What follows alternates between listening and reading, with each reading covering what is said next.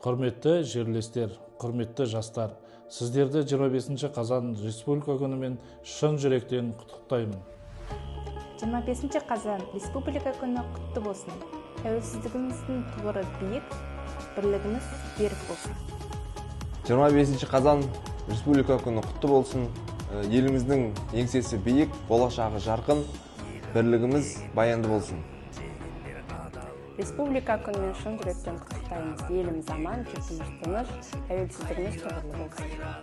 Республика күні еркін елдің, азат ойдың мерекесі. Қазақстанымыз мәңгі жасай берсін. Қолар жаманды әзізін айыр